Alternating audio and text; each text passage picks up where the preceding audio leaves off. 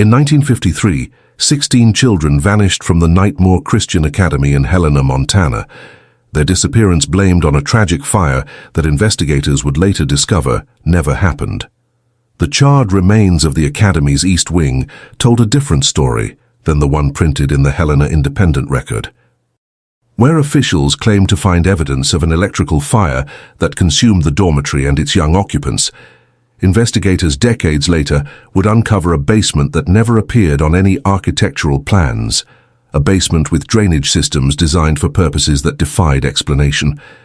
The children's bodies were never found, but what remained in those underground chambers suggested fates far worse than death by fire.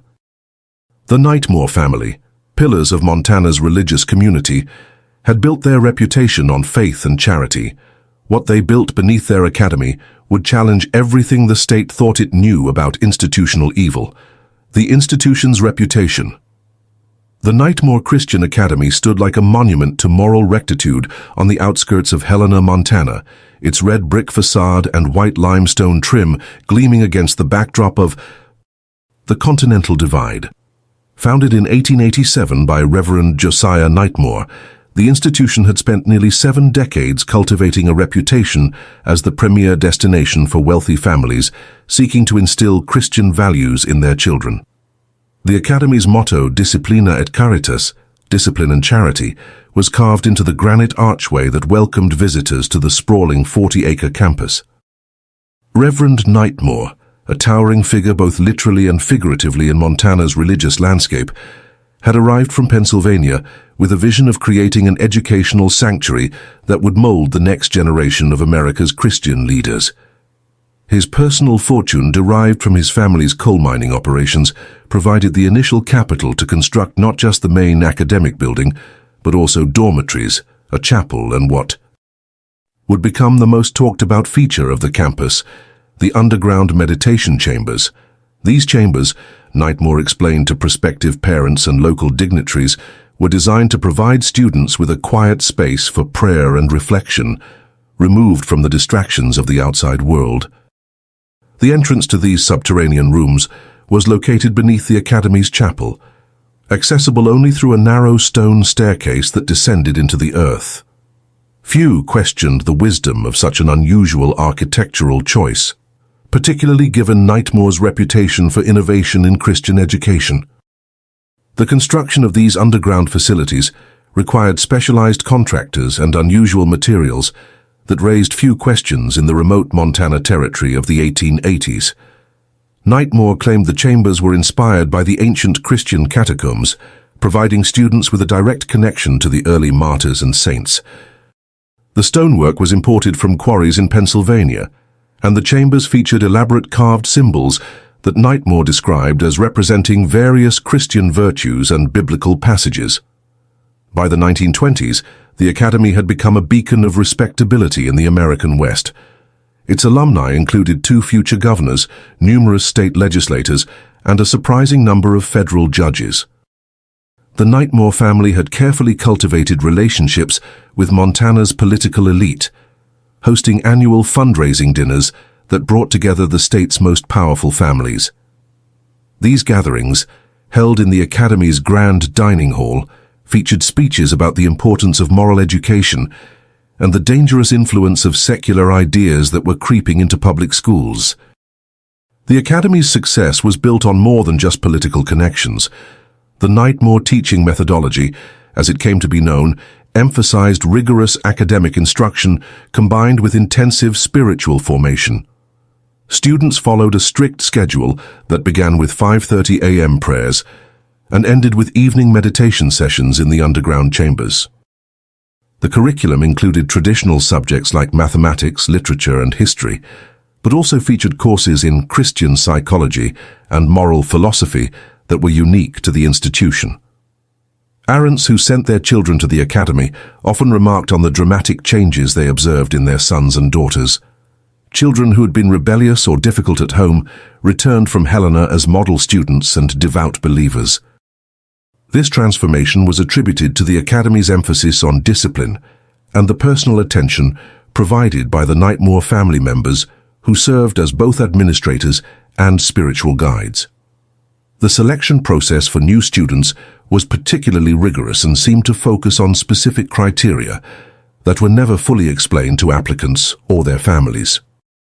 The academy preferred children from wealthy backgrounds, but showed an unusual interest in students who exhibited what Reverend Nightmoor termed spiritual sensitivity. This criteria included children who experienced vivid dreams, showed unusual emotional responses to religious imagery, or demonstrated what might be described as psychic phenomena. The Academy's reputation for excellence extended beyond Montana's borders. By the 1940s, families from across the Mountain West were sending their children to Helena, drawn by stories of the institution's remarkable success in molding young minds. The waiting list for admission stretched for years, and the Nightmoor family was selective about which applicants they accepted. They conducted extensive interviews with prospective students and their families, asking detailed questions about religious beliefs, family dynamics, and the child's behavioral history. The physical expansion of the academy mirrored its growing reputation. New dormitories were constructed in the 1930s, followed by an expanded chapel in the 1940s. Each construction project seemed to include additional underground facilities, though the exact purpose of these spaces remained vague in the building permits filed with Helena's city planning office. The Nightmoor family explained that these basements were needed for storage and mechanical systems, though visitors to the campus noted that the underground areas seemed unusually elaborate for such mundane purposes. The Academy's finances remained remarkably stable throughout the Great Depression, a fact that impressed many observers and attracted additional donors. The Nightmoor family claimed that their financial security was due to careful planning and the continued generosity of alumni families. They also received substantial donations from an organization called the Christian Brotherhood Foundation, though records of this group's activities remain scarce. Financial documents later discovered by investigators revealed that the foundation was actually a network of wealthy families who shared similar educational philosophies and were committed to creating a new generation of American leaders. Local newspapers regularly featured stories about the Academy's achievements, highlighting academic awards won by students and charitable work performed by the institution. The Helena Independent Record published an annual supplement each fall celebrating the Academy's contributions to the community. These articles invariably mentioned the Nightmoor family's dedication to their students and their unwavering commitment to Christian values.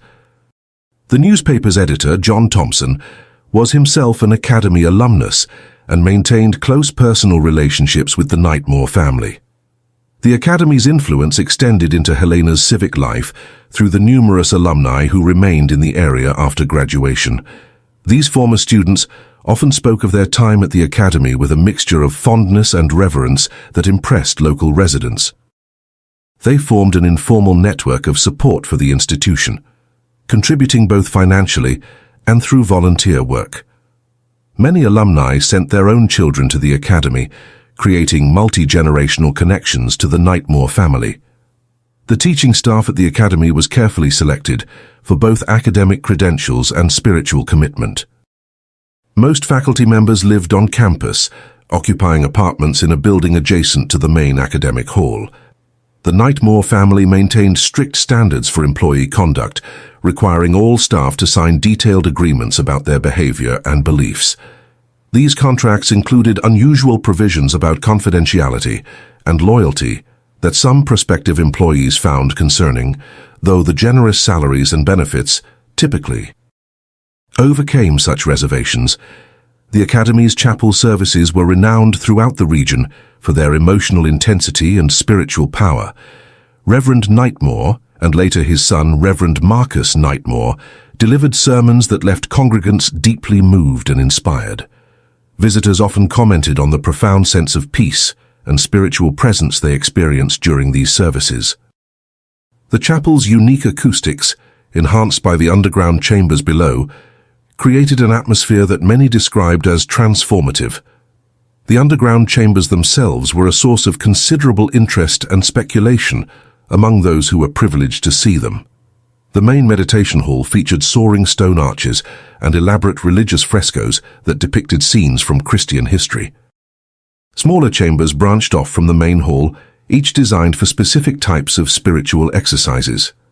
Some rooms were equipped with what appeared to be confessionals, while others contained altars and religious artifacts that were said to date back to the early centuries of Christianity. The Nightmoor family's personal lives were models of Christian virtue, according to contemporary accounts. They lived simply despite their wealth, dressed modestly, and devoted themselves entirely to the Academy's mission. Marcus Nightmoor, who assumed leadership of the institution following his father's death in 1941, was known for his personal attention to students and his willingness to counsel troubled young people. Parents frequently praised his ability to reach children who had been difficult or rebellious, transforming them into model students and devoted believers. The Academy's academic standards were rigorous, with students expected to maintain high grades while participating in extensive extracurricular activities. The institution's debate team won numerous regional competitions, and its choir performed throughout the Mountain West. These achievements brought additional recognition to the Academy and reinforced its reputation as a premier educational institution. The debate team was particularly noted for their ability to argue complex theological and philosophical points, often impressing judges with their sophisticated understanding of Christian doctrine. The daily schedule at the Academy was carefully structured to balance academic instruction with spiritual formation. Students rose at 5:30 a.m. for morning prayers, followed by breakfast and morning classes. Afternoon sessions included both traditional academic subjects and the Academy's unique courses in Christian psychology and moral philosophy. Evening activities included study periods, choir practice, and the meditation sessions in the underground chambers that were considered the cornerstone of the Academy's educational philosophy. The Academy's library was renowned for its extensive collection of religious texts and theological works, many of which were rare editions that attracted scholars from across the country. The collection included works in Latin, Greek, and other ancient languages, allowing advanced students to study religious texts in their original forms. The library also housed the Academy's archives, which contained detailed records of student progress and spiritual development dating back to the institution's founding. The medical facilities at the Academy were surprisingly sophisticated for an educational institution, featuring an infirmary with multiple treatment rooms and what appeared to be surgical equipment. The Academy employed a full-time physician, Dr. George Mitchell, who had studied in Europe and specialized in what he described as neurological disorders affecting spiritual development. Dr. Mitchell's medical records, later seized by federal investigators, revealed an unusual interest in the psychological and physiological effects of intensive religious training. The Academy's relationship with the local community was carefully managed to maintain the institution's reputation while preventing unwanted scrutiny of its activities. The Nightmoor family made generous donations to local charities and sponsored community events that brought positive attention to the Academy. They also maintained close relationships with local law enforcement and government officials, hosting private dinners and social gatherings that helped ensure the Academy's continued autonomy and protection from outside interference. As the 1950s began, the Nightmoor Christian Academy appeared to be at the height of its influence and success. The institution had weathered 2 world wars, the Great Depression, and various social changes while maintaining its commitment to Christian education. The waiting list for admission continued to grow, and the Academy's alumni network had expanded to include influential figures throughout the American West. The Nightmoor family's vision of creating a sanctuary for Christian education seemed to have been fully realized. Their institution had become synonymous with moral excellence and academic achievement, attracting students from the most prominent families in the region. The underground meditation chambers that had once seemed unusual were now viewed as evidence of the family's innovative approach to spiritual formation. The Academy's success had attracted attention from educational reformers and religious leaders who viewed the institution as a model for combining academic rigor with spiritual development. Delegations from other religious institutions regularly visited the campus to observe the academy's methods and consider implementing similar programs at their own schools. These visits were carefully orchestrated by the Nightmoor family to showcase the academy's achievements while preventing visitors from gaining access to the more sensitive areas of the campus. Few observers in 1953 would have predicted that this pillar of Montana's religious community was about to face a crisis that would expose dark secrets hidden beneath decades of carefully maintained respectability.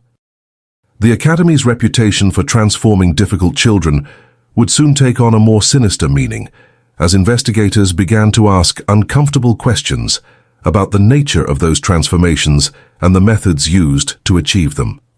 Ignored signs. The first troubling report came in September 1951, when Mrs.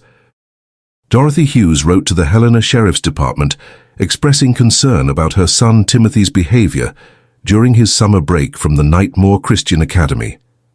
Timothy, who had been a bright and talkative 12-year-old before enrolling at the academy, had returned home silent and withdrawn. He refused to discuss his experiences at school and exhibited what his mother described as an unnatural fear of dark spaces. Mrs. Hughes's letter, discovered decades later in a misfiled police archive, detailed specific behavioral changes that alarmed her. Timothy had developed a habit of checking locks on doors and windows multiple times before bed, and he would wake up screaming from nightmares he refused to describe. Most disturbing to his mother was his reaction to religious services at their family church. The boy who had once enjoyed Sunday school now became physically ill during sermons, sometimes vomiting or fainting when the pastor spoke about salvation and redemption. The Sheriff's Department's response to Mrs. Hughes's concerns was dismissive and brief. Deputy William Harris, who handled the case, wrote in his report that the boy's behavior was likely a normal adjustment to the academy's strict discipline. He noted that other parents had occasionally expressed similar concerns about their children's adaptation to the institution's high standards, but that these issues typically resolved themselves over time. No investigation was conducted, and no follow-up contact was made with the Hughes family. Similar reports began to accumulate in the files of local authorities, though they were scattered across different departments and jurisdictions. The Helena City Police received a complaint from Mr. Charles Baker, whose 14-year-old daughter Margaret had returned from the academy with unexplained injuries on her arms and legs. The girl claimed she had fallen downstairs repeatedly, but the pattern and severity of the wounds suggested something more systematic. When pressed by her father, Margaret became hysterical and begged him not to contact the school. Officer James Franklin, who took Mr. Baker's statement, found the explanation plausible. The academy's main building was indeed a maze of staircases and corridors, and clumsy students might reasonably suffer multiple falls. The officer's report noted that the girl seemed nervous and skittish, but attributed this to embarrassment about her clumsiness rather than any external cause. No medical examination was conducted, and the case was closed without further investigation. The pattern of dismissed concerns extended beyond Helena's city limits. Sheriff's departments in neighboring counties received similar reports from parents whose children attended the academy. A rancher in Broadwater County reported that his son had stopped speaking entirely after returning from his first semester at the school. A banker in Lewis and Clark County expressed alarm at his daughter's sudden obsession with death and dying, claiming she spent hours drawing pictures of graves and coffins. Dr. Robert Anderson, a prominent physician in Helena, treated several academy students for what he diagnosed as severe anxiety disorders. His medical records, later obtained through a court order, documented symptoms including chronic insomnia, loss of appetite, and what he described as episodes of dissociative behavior. Dr. Anderson noted that these students seemed reluctant to discuss their experiences at the academy, often becoming agitated when questioned about their daily routines or relationships with teachers. The doctor's attempts to contact the academy's administration about these medical concerns were met with polite but firm resistance. Reverend Marcus Nightmoor explained that the school's policy was to respect student privacy and that any medical issues were handled by the academy's own nursing staff. He assured Dr. Anderson that the students' symptoms were likely related to the stress of academic achievement and the natural difficulties of adjustment to a structured environment. Local clergy members occasionally expressed private concerns about changes they observed in academy students. Father Thomas Lambert of St. Helena's Catholic Church noted that several academy students who attended his services seemed to exhibit what he described as spiritual distress. These young people, he wrote in his personal journal, appeared to be struggling with concepts of faith and redemption in ways that seemed excessive for their age.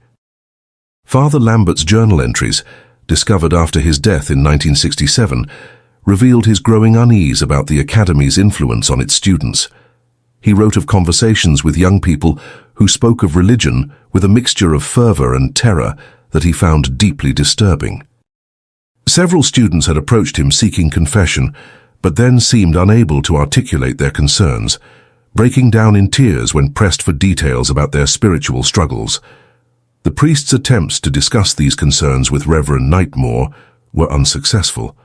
The academy's leader assured him that the students' intense spiritual experiences were evidence of their deep faith and commitment to Christian principles. He suggested that Father Lambert's concerns might reflect a lack of understanding of the Academy's advanced methods of spiritual formation. The Academy's own staff members occasionally expressed private reservations about certain practices they observed, though few were willing to speak openly about their concerns. Miss Helen Brooks, who taught mathematics at the Academy from 1949 to 1952, later told investigators that she had been troubled by the frequency with which students were called away from classes for individual counseling sessions with members of the Nightmoor family. These sessions, Miss Brooks recalled, seemed to occur most often with students who exhibited signs of homesickness or expressed desire to leave the academy. Students who returned from these counseling sessions appeared subdued and compliant, but also seemed to have lost some essential spark of personality. Miss Brooks described it as watching the light go out in their eyes, though she admitted she had no concrete evidence of wrongdoing. The Academy's isolation from the rest of Helena contributed to the lack of outside scrutiny. The campus was surrounded by high walls and gates that were kept locked except during specific visiting hours.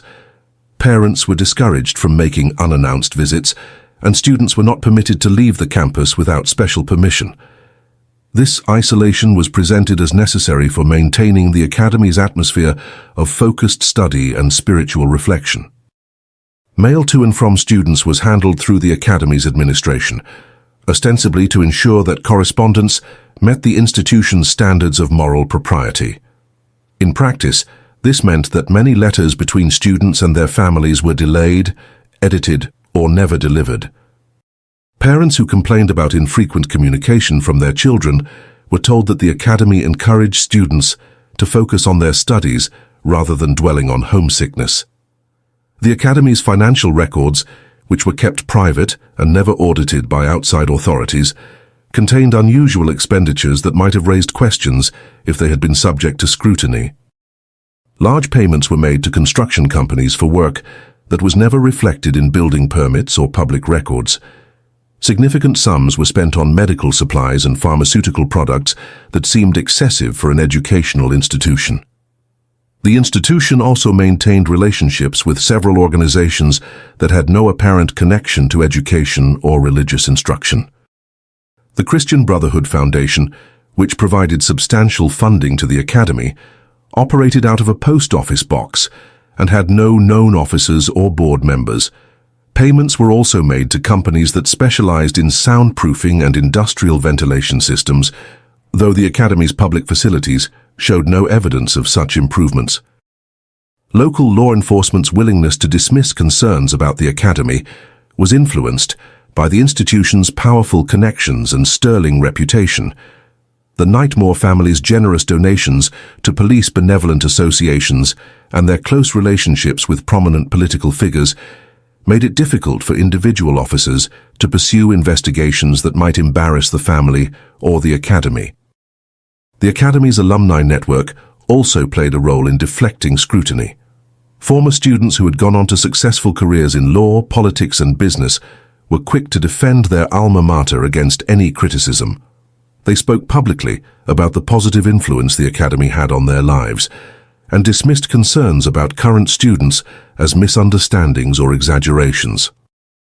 Several attempts were made by concerned parents to organize some form of independent investigation into the academy's practices.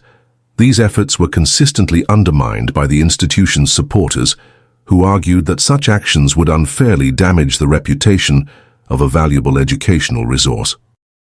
Parents who persisted in expressing concerns often found themselves ostracized by their social circles and excluded from important business and political networks.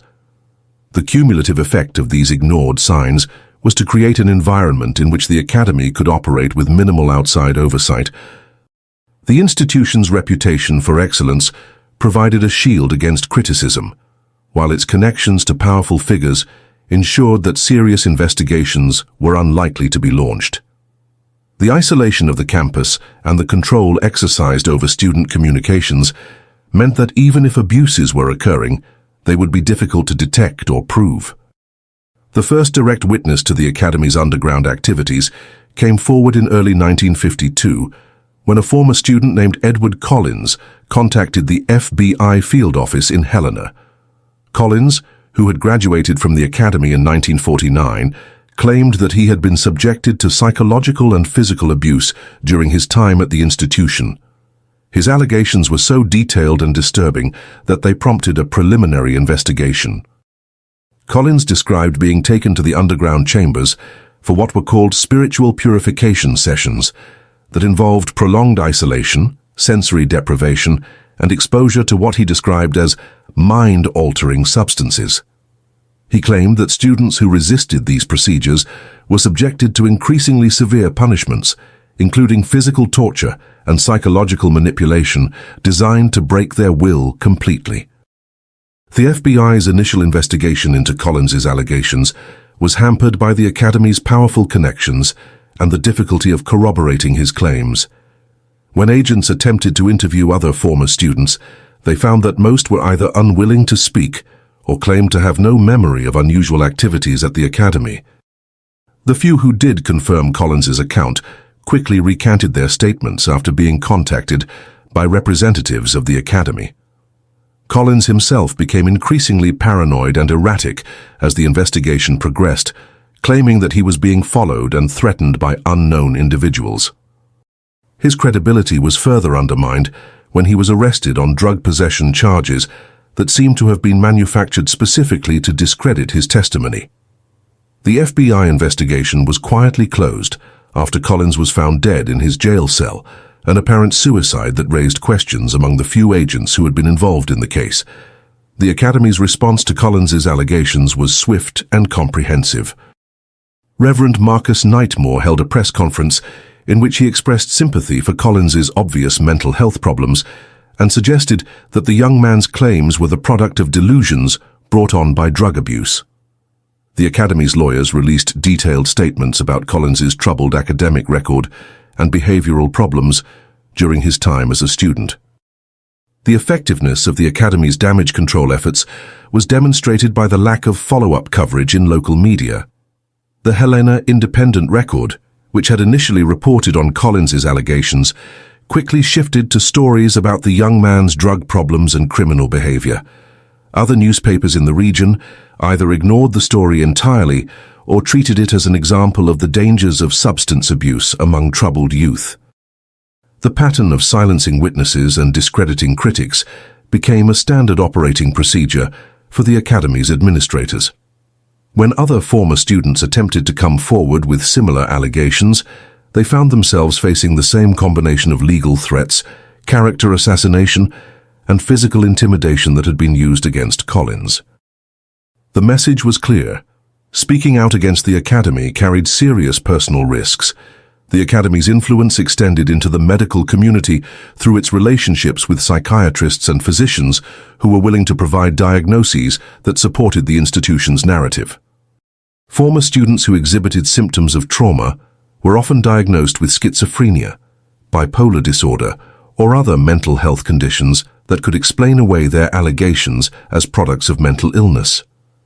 Dr. Joseph Carter, a psychiatrist who worked closely with the academy, developed what he called the Academy Syndrome, a supposed psychological condition that affected certain students who were unable to adapt to the institution's high standards. According to Dr. Carter's research, which was never peer-reviewed or published in legitimate medical journals, affected students developed paranoid delusions about their educational experiences as a way of coping with their own academic and spiritual failures. The use of psychiatric diagnoses to silence critics was particularly effective because it allowed the academy to portray itself as a victim of mentally ill individuals who were seeking attention or trying to blame others for their own problems.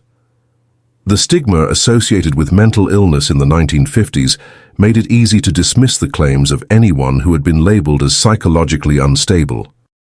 The academy's control over information extended beyond silencing individual critics to shaping the broader narrative about institutional education and child development. Reverend Marcus Nightmoor became a frequent speaker at educational conferences where he promoted the academy's methods as examples of innovative approaches to character formation and spiritual development. These presentations carefully omitted any mention of the more controversial aspects of the academy's program, focusing instead on the institution's academic achievements and the success of its alumni. Nightmoor's charismatic speaking style and impressive credentials made him a popular figure in educational circles, further enhancing the academy's reputation and making criticism seem petty or unfounded. The academy's influence on educational policy extended to the state level, where former students and supporters worked to promote legislation that would reduce oversight of private educational institutions. These efforts were presented as protecting religious freedom and educational innovation, but their practical effect was to create legal barriers that made it more difficult for authorities to investigate complaints about private schools. As 1953 began, the Nightmoor Christian Academy appeared to have successfully weathered the various challenges to its reputation and operations. The institution's enrollment remained strong, its finances were stable, and its public image was intact. The signs of trouble that had been reported to various authorities were dismissed as the inevitable difficulties of maintaining high standards in a demanding educational environment. The academy's ability to deflect criticism and maintain its respectable facade would soon be tested in ways that the Nightmoor family had not anticipated. The careful system of control and isolation that had protected the institution for decades was about to be challenged by events that would expose the dark reality hidden beneath the academy's reputation for moral excellence. Horror uncovered. The first crack in the academy's facade came from an unexpected source, a maintenance worker named Eugene Hoffman, who was hired in March 1953 to repair heating systems in the underground chambers. Hoffman, a World War I veteran with experience in engineering, was initially impressed by the sophisticated mechanical systems he encountered beneath the academy. However, his professional curiosity soon turned to alarm as he discovered equipment and modifications that served no apparent educational purpose. Hoffman's work orders, preserved in the academy's maintenance files, documented his growing confusion about the underground facility's layout and purpose. His initial task was to repair a ventilation system in what he was told were meditation chambers. Instead, he found a complex network of rooms connected by narrow corridors, with ventilation systems designed to prevent air circulation rather than promote it. The chambers contained drainage systems with industrial-grade pumps and chemical-resistant piping that seemed designed to handle hazardous materials. Most disturbing to Hoffman were the restraint systems he found bolted to the walls and floors of several chambers.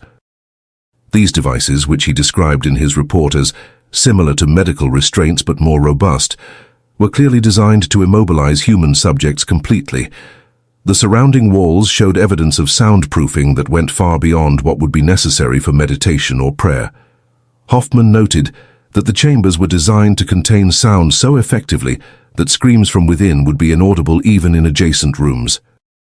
When Hoffman questioned Reverend Marcus Nightmoor about these unusual features, he was told that the restraints were historical artifacts from the academy's early days, when it had housed troubled students requiring physical discipline.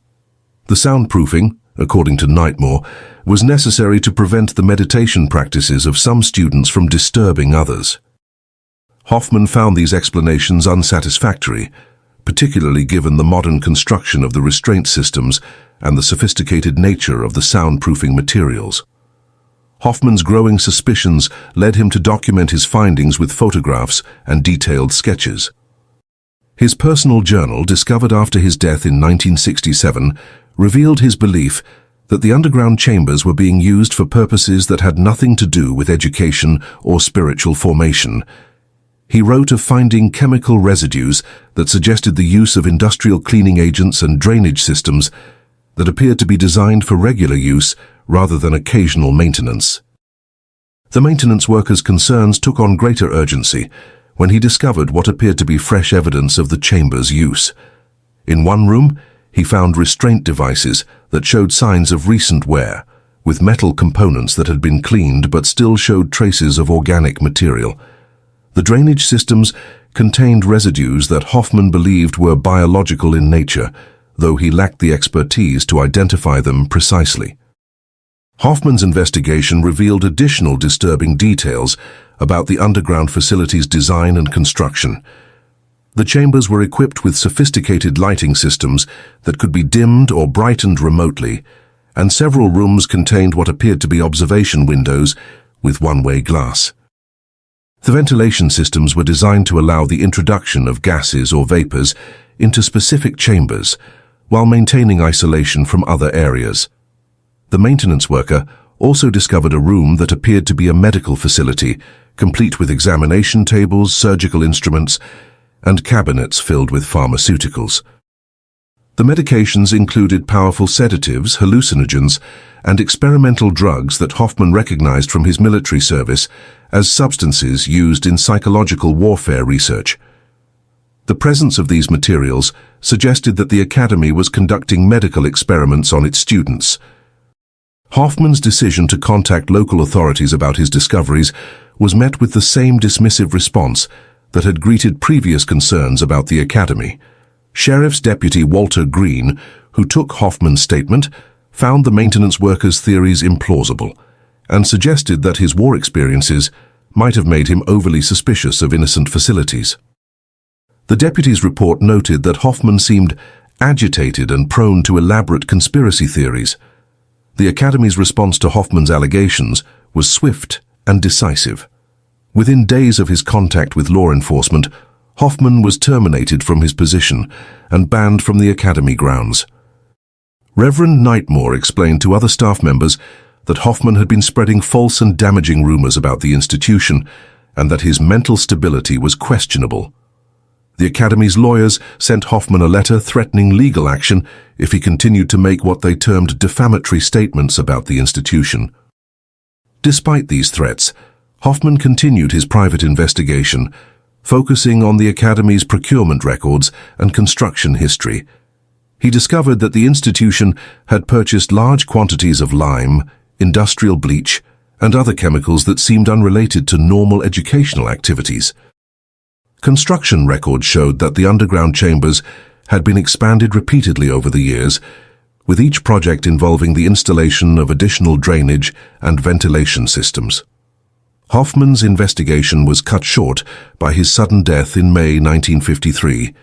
The Helena coroner ruled that he had died of a heart attack, though the maintenance worker had no history of cardiac problems and had passed a physical examination for his job just 2 months earlier. His personal effects, including his journal and photographs of the underground chambers, disappeared from his apartment before his family could retrieve them. The official investigation into Hoffman's death was perfunctory, with no autopsy performed and no toxicological tests conducted. The coroner's report noted that the deceased had been under stress due to employment problems and financial difficulties, factors that could have contributed to cardiac failure. The Academy's administration expressed sympathy for Hoffman's family, but made no public comment about the allegations he had made. The disappearance of Hoffman's evidence might have ended the investigation permanently, but the maintenance worker had been more thorough than the Academy's administrators realized. Before his death, He had sent copies of his photographs and journal entries to his brother, Arthur Hoffman, who lived in Billings.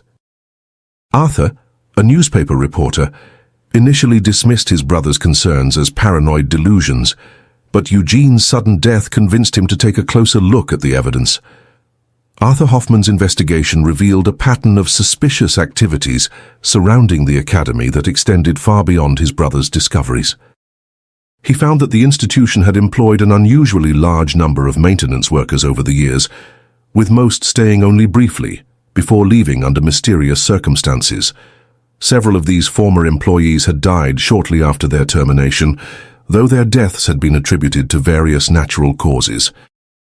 The reporter's investigation also uncovered financial irregularities that raised questions about the academy's true activities. The institution's expenditures for chemicals and medical supplies were far higher than those of comparable educational facilities, and its utility bills suggested energy consumption levels that seemed excessive for a school.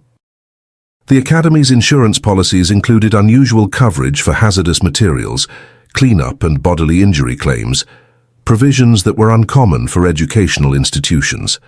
Arthur Hoffman's attempts to interview former academy students revealed a pattern of psychological damage that was consistent across multiple cases. Many alumni seemed reluctant to discuss their experiences at the school, and those who did speak often exhibited signs of severe trauma. Several former students had required extensive psychiatric treatment after leaving the academy, though their families had been told that these problems were unrelated to their educational experiences. The reporter's investigation took a dramatic turn when he was contacted by Miss Ruth Palmer, a former teacher at the academy who had left her position in 1952. Miss Palmer, who had been reluctant to speak openly about her experiences, was motivated by Hoffman's death to reveal what she had witnessed during her time at the institution. Her testimony provided the first detailed account of the academy's underground activities from someone who had been directly involved in the institution's operations. Miss Palmer's account was both horrifying and precise. She described a systematic program of psychological and physical abuse that was conducted in the underground chambers under the guise of spiritual formation. Students who were deemed spiritually resistant or who expressed desire to leave the academy were subjected to increasingly severe forms of conditioning designed to break their will and ensure their compliance. The former teacher's testimony revealed that the academy's staff was divided into two categories: those who were aware of the underground activities and those who were kept ignorant of them. Teachers like Miss Palmer, who showed promise for the advanced program, were gradually introduced to the institution's true methods through a process of psychological conditioning and ideological indoctrination. Those who proved receptive were given greater access to the underground facilities and more direct involvement in the treatment of students. Miss Palmer described witnessing sessions in which students were subjected to sensory deprivation, physical restraint, and psychological manipulation techniques that were designed to induce complete submission. The academy's leaders claimed that these methods were necessary to overcome the spiritual corruption that had been instilled in the children by secular society. Students who successfully completed the program emerged as devoted followers who would do anything required of them by the Nightmoor family. The former teacher's account also revealed the fate of students who proved resistant to the academy's conditioning methods. These young people, who Miss Palmer estimated numbered in the dozens over the years, were subjected to increasingly severe treatment until they either submitted completely or were eliminated as threats to the institution's security. The disposal of these eliminated students was handled through the academy's sophisticated chemical and drainage systems, which were designed to dissolve organic materials completely. Miss Palmer's testimony was corroborated by physical evidence that Arthur Hoffman had discovered during his investigation. Chemical analyses of residues from the academy's drainage systems revealed the presence of industrial-grade acids and enzymes that were capable of dissolving human tissue. The institution's procurement records showed purchases of these chemicals in quantities that far exceeded any legitimate educational purpose. The reporter's investigation also uncovered evidence of a broader network of similar institutions that were connected to the academy through the mysterious Christian Brotherhood Foundation.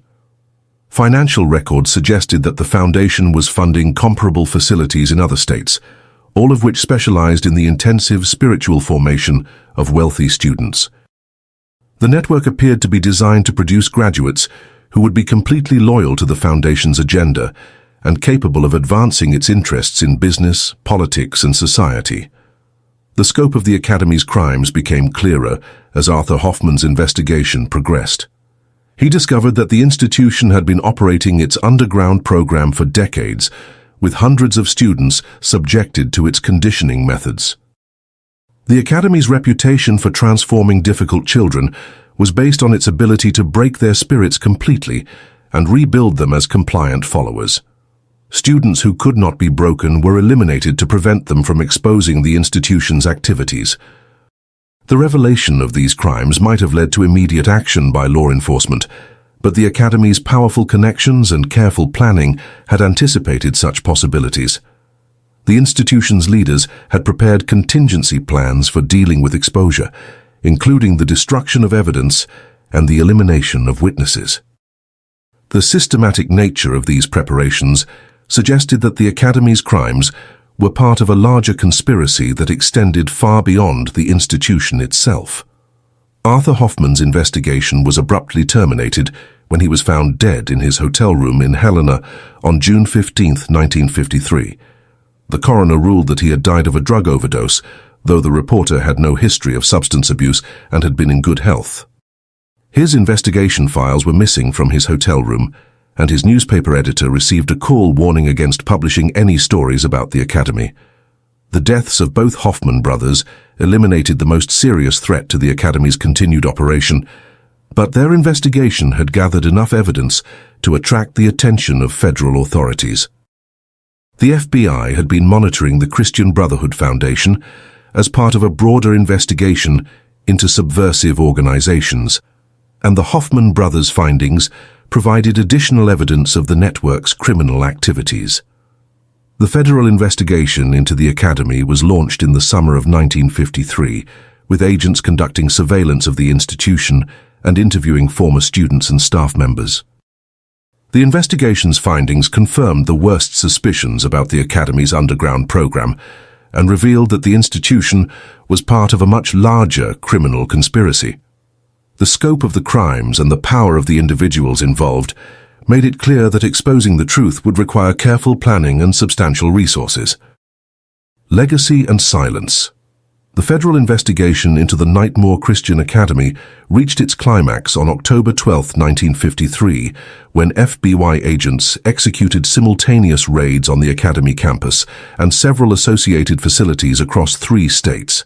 The operation, codenamed Divine Justice, was the culmination of months of covert surveillance and evidence gathering that had confirmed the worst allegations about the institution's activities. What agents discovered in the underground chambers beneath the Academy exceeded even their most disturbing expectations. The raid itself was conducted with military precision, involving over 40 federal agents and support personnel. The operation was timed to coincide with the Academy's evening meditation period, when most students and staff would be in the underground chambers. Agents found dozens of students in various states of psychological conditioning, with some appearing to be in catatonic states and others exhibiting signs of severe trauma. The physical evidence recovered from the underground facilities was overwhelming. Agents documented restraint systems that showed clear signs of recent use, chemical processing equipment designed for dissolving organic materials, and drainage systems that contained human remains. The Academy's medical records revealed a systematic program of psychological manipulation that had been conducted on hundreds of students over decades. Most damaging were the detailed journals kept by Reverend Marcus Nightmoor and other Academy leaders, which provided explicit documentation of the institution's criminal activities. These records revealed that the Academy's program was designed to produce graduates who would be completely loyal to a network of conspirators seeking to infiltrate and control American institutions. The Christian Brotherhood Foundation was identified as the coordinating organization for this network. with similar academies operating in at least 6 other states. The journals also contained detailed descriptions of the methods used to eliminate students who proved resistant to the conditioning process. These accounts described procedures that were clinical in their detail and chilling in their casual brutality. The academy's leaders had developed increasingly sophisticated methods for disposing of their victims, including the use of industrial chemicals and specialized equipment that left no trace of the crimes. The immediate aftermath of the raid appeared to promise justice for the academy's victims. Federal prosecutors announced that they would seek the death penalty for Reverend Marcus Nightmoor and other key figures in the conspiracy. The surviving students were placed in protective custody while investigators worked to identify their families and arrange for their care. The academy's assets were seized and its operations were permanently shut down. However, the promise of justice was short-lived. Within weeks of the raid, the federal investigation began to encounter obstacles that seemed to come from the highest levels of government. Key pieces of evidence disappeared from FBI custody, and witnesses who had provided crucial testimony began to recant their statements. Several federal agents involved in the investigation were reassigned to other cases, and the lead prosecutor was quietly removed from the case. The transformation of the investigation was orchestrated by powerful figures who had been compromised by the academy's network. The institution's graduates had indeed succeeded in infiltrating key positions in government, law enforcement, and the judiciary. These individuals used their influence to protect the conspiracy and ensure that the full scope of the academy's crimes would never be revealed to the public. The cover-up began with the suppression of evidence that would have exposed the broader network of similar institutions. Documents linking the academy to other facilities were classified as national security materials and removed from the case files. The Christian Brotherhood Foundation was quietly disbanded, with its assets transferred to other organizations that continued its work under different names. The fate of the academy's surviving students became a crucial element in the cover-up. Many of these young people had been so thoroughly conditioned that they were unable to function in normal society. Rather than providing them with appropriate treatment, authorities placed them in psychiatric facilities where they were effectively silenced. Several of these survivors died under mysterious circumstances, with their deaths attributed to suicide or medical complications. The few survivors who retained enough mental capacity to serve as witnesses found themselves the targets of systematic intimidation. Those who attempted to speak publicly about their experiences were discredited through carefully orchestrated campaigns that portrayed them as mentally unstable or attention-seeking. Several were found dead in apparent suicides, though their deaths showed signs of foul play that were ignored by investigating authorities. The prosecution of the academy's leaders was quietly abandoned through a series of legal maneuvers that removed the most serious charges. Reverend Marcus Nightmoor and his key associates were eventually convicted of minor regulatory violations and sentenced to short prison terms. The sentences were served in minimum security facilities, and most of the convicted individuals were released within 2 years. The academy's physical facilities were demolished in a process that was designed to eliminate all evidence of the underground chambers. The demolition was conducted by contractors who had security clearances and were bound by strict confidentiality agreements. The debris was disposed of in hazardous waste facilities, ensuring that no traces of the institution's crimes would remain. The official records of the federal investigation were sealed and classified at the highest levels. The few documents that remained in public files were heavily redacted, with key information removed to protect what authorities claimed were national security interests. The case files were eventually transferred to a classified storage facility where they were effectively removed from public access. The cover-up extended to the families of the academy's victims, who were pressured to accept financial settlements in exchange for their silence. These settlements were accompanied by non-disclosure agreements that prevented family members from discussing their experiences or seeking additional legal remedies. Families who refused to accept these terms found themselves the targets of harassment and intimidation that eventually forced most to comply. the fate of the Academy's alumni network remained one of the most troubling aspects of the case.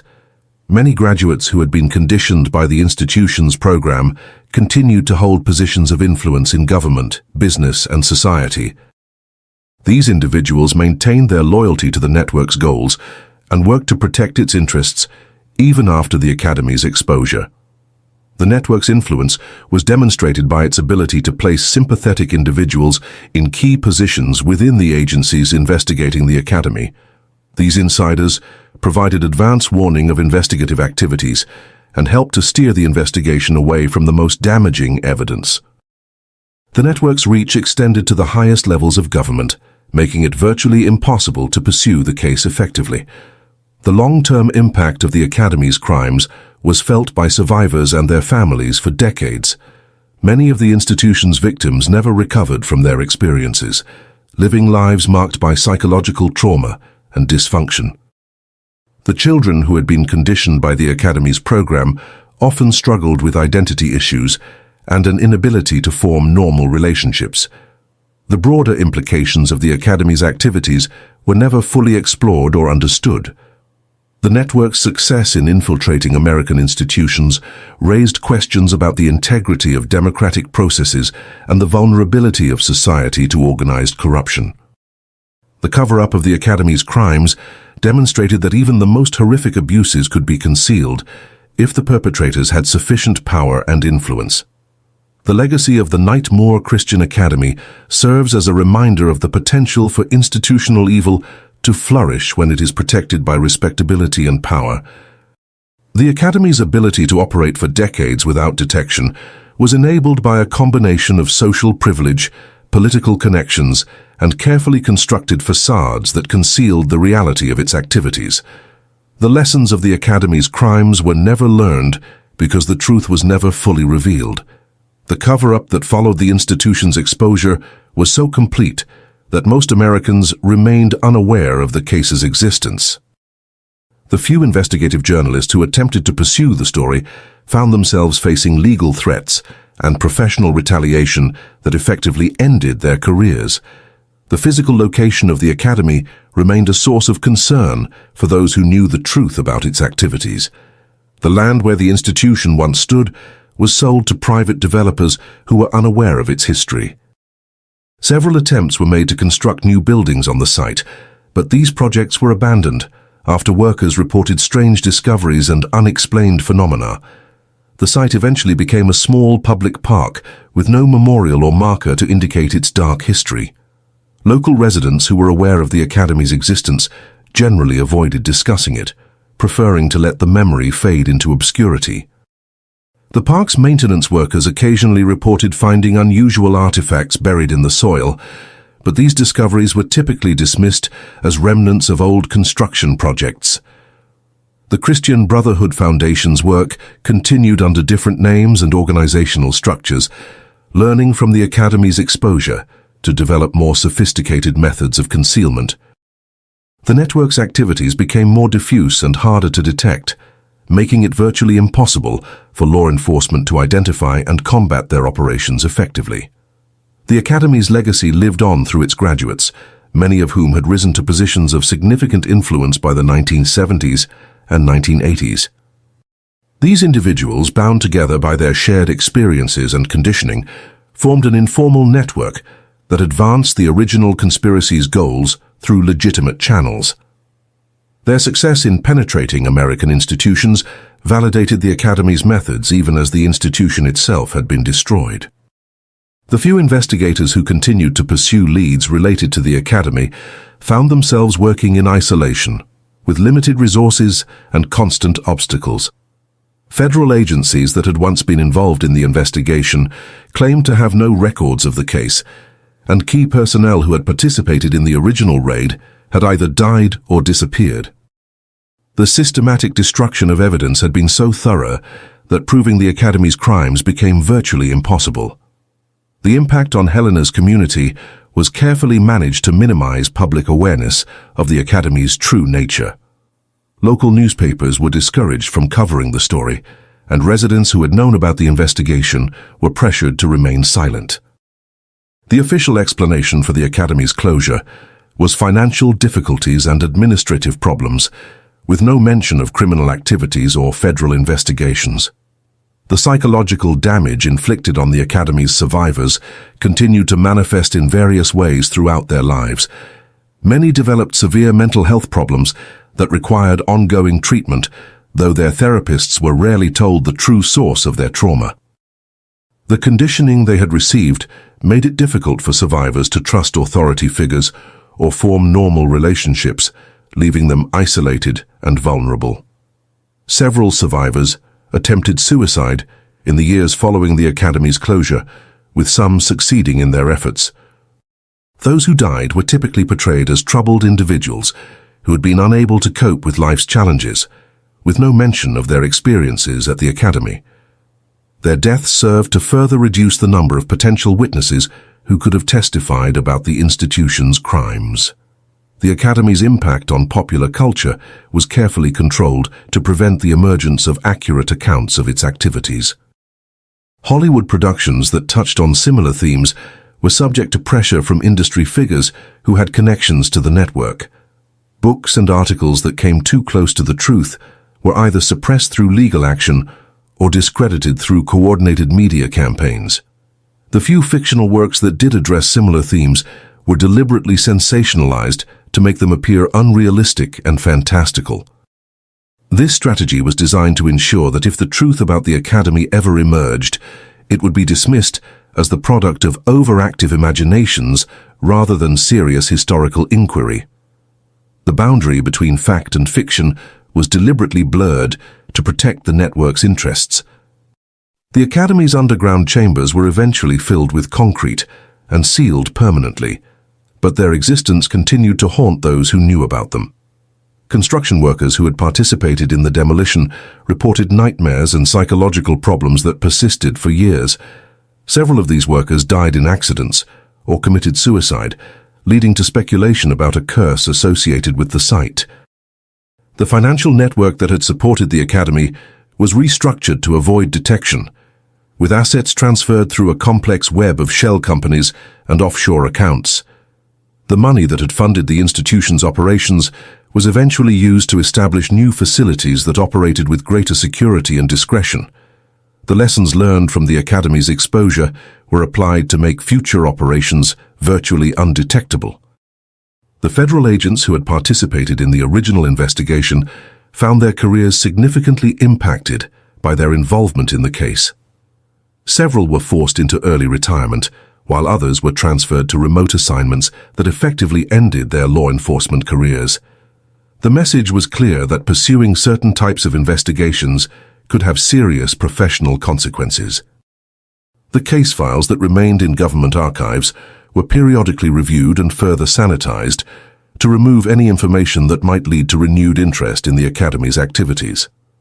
This process continued for decades, with each review resulting in additional redactions and the removal of potentially damaging documents. The goal was to ensure that future researchers would find nothing of value in the official records. The Academy's story became a cautionary tale within certain circles of law enforcement and intelligence agencies, though it was never officially acknowledged. Young agents were informally warned about the dangers of pursuing investigations that involved powerful networks and influential individuals. The Academy served as an example of how even the most horrific crimes could be covered up if the perpetrators had sufficient resources and connections. The survivors who maintained their sanity and ability to function in society carried the burden of their knowledge in isolation. They were aware that speaking publicly about their experiences would result in their own destruction, but remaining silent meant that justice would never be achieved for their fellow victims. This psychological burden contributed to the high rates of mental illness and suicide among the Academy's survivors. The transformation of the Academy's site into a public park was intended to symbolize the triumph of good over evil, but the reality was more complex. The park served as a constant reminder of the community's willingness to accept official explanations and avoid uncomfortable truths. Visitors to the park remained unaware that they were walking over the graves of dozens of children who had been murdered in the chambers below. The academic community's response to the Academy case demonstrated the power of institutional pressure to suppress inconvenient research. Scholars who attempted to investigate the case found their funding eliminated and their career prospects damaged. Universities that had initially supported such research quickly withdrew their backing when faced with pressure from donors and administrators. The legal precedents established by the Academy's cover-up were applied to subsequent cases involving institutional abuse and corruption. The techniques developed to suppress evidence and silence witnesses became standard procedures for protecting powerful individuals and organizations from accountability. The Academy's legacy extended far beyond its own crimes to influence how American society dealt with uncomfortable truths. The network's influence on religious institutions was particularly significant, as many of its graduates entered the clergy and religious leadership positions. These individuals used their positions to advance the network's agenda while maintaining the appearance of moral authority. The corruption of religious institutions served to protect the network from criticism and provide it with additional resources and influence. The Academy's case file became a template for how to successfully cover up institutional crimes on a massive scale. The methods developed during the Academy investigation were refined and applied to other cases, creating a system that made it virtually impossible for victims of powerful institutions to obtain justice. The Academy's legacy was not just its own crimes, but the precedent it set for protecting institutional evil. As the 20th century drew to a close, the truth about the Nightmoor Christian Academy remained buried beneath layers of classification, misdirection, and intimidation. The institution's crimes had been so thoroughly concealed that most Americans had never heard of the case, and those who had were likely to dismiss it as conspiracy theory or urban legend. The Academy's story serves as a reminder that the most horrific crimes can be committed by the most respectable institutions, and that the power to cover up such crimes exists within the very systems that are supposed to protect society from them. The children who died in the underground chambers of the Academy were victims not just of individual criminals, but of a system that valued institutional reputation over human life. The silence that surrounds the Academy's crimes continues to this day, maintained by a combination of legal constraints, social pressure, and the simple passage of time. The network that emerged from the Academy's ashes has grown more sophisticated and more powerful, but its fundamental goals remain unchanged. The Academy's legacy lives on in the shadows, protected by the very respectability that once made its crimes possible. If this story impacted you, if you stayed until the end, it's because you feel these hidden truths also need to be exposed. So leave in the comments the city you're watching from. This way, we can see how far these stories are reaching. And subscribe to the channel. There are many other cases the world tried to forget, but we insist on remembering.